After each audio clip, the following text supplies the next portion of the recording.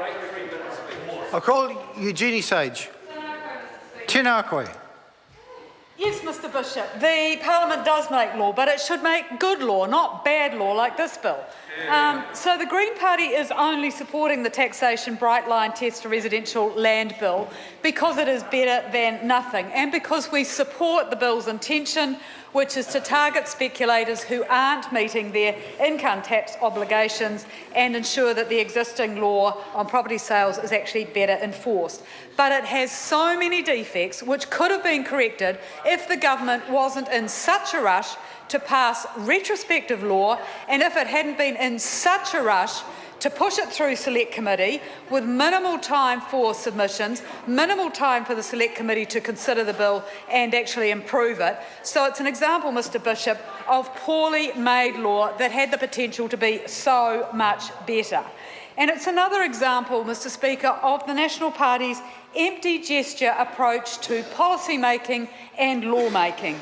Its polling told it that it's got a problem in Auckland with the housing bubble, that's of major concern to voters, that the demand which overseas speculators and offshore purchasers are putting on the Auckland housing market and how that's contributing to the soaring and unaffordable house prices in the city. So the government stepped in to be seen to be doing something about it. But the step that it is taking is so small and ineffectual that it won't create real change. It won't cool the housing market in Auckland. It won't make houses more affordable.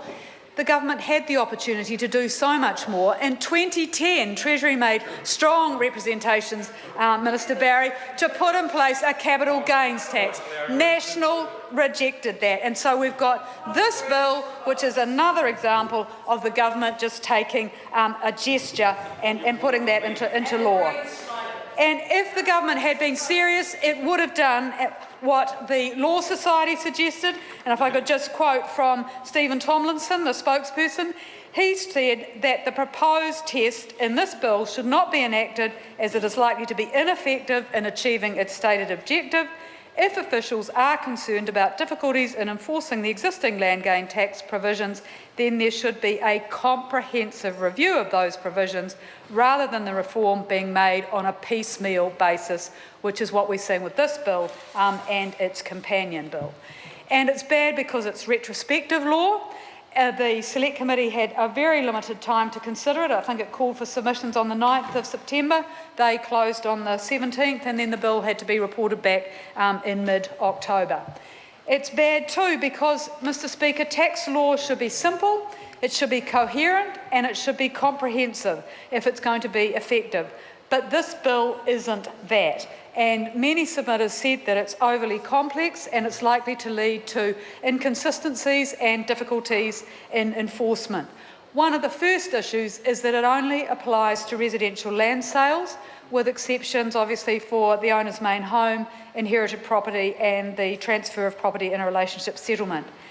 But this application only to residential land sales is despite the fact that the existing tax rules apply around property speculation, apply to all land. And so most submitters agreed that it would be a much simpler, clearer piece of legislation if it applied to all land equally. And it's also inconsistent with the intentions test, which is in the existing law, because that applies to all land, not just residential land. So that's likely to create quite a significant problem for IRD with enforcement and potentially creates a loophole. One of the other difficulties with this being confined to residential land is that by creating that loophole, it may encourage speculation in non-residential land, which is eventually used for subdivision. One of the other issues is the 2-year period. If people, under the bill, people must pay tax on any income they receive from the sale of residential land if they dispose of that land within 2 years. And that holding period is far too short. It's quite likely that people will wait it out and then dispose of the land. The Treasury recommended at least a 5-year holding period. Many OECD countries have a 5-year holding period. Yet again, the government, in making legislation which is only a gesture, stuck on 2 years and didn't go to the 5 years that was recommended by Treasury and applies elsewhere. And it's not fair, Mr Speaker, when we've got nurses, teachers, plumbers, anybody who is paid for their work and receives a paycheck pays tax. Why should it be any different for someone who receives income from buying and selling property? Why should they not have to pay tax if they do that, sit on it for 2 years and then are able to buy and sell it? They are earning income. They should be subject to tax in exactly the same way that other working people are. Only by the intentions test, and that has been shown to be a problem, which is why we've got this bill. But the bright line test only applies, it's got that 2-year holding period, and as I've said before, that's too short. Other countries in the OECD have a 5-year period. So this bill is not really about addressing the housing crisis in Auckland. If the government was serious in doing that, it would have adopted some of the Green Party's solutions, which are to put in place a capital gains tax accepting the family home, to restrict foreign ownership, to reduce the inflationary impact that we're getting with foreign capital coming in, to pass what inflation, he's saying. Why are we getting this huge increase in house prices in Auckland that are making them beyond the reach of most first home buyers? So if the National Party is saying what inflation in Auckland house prices, they obviously have got their heads in the sand on the issue.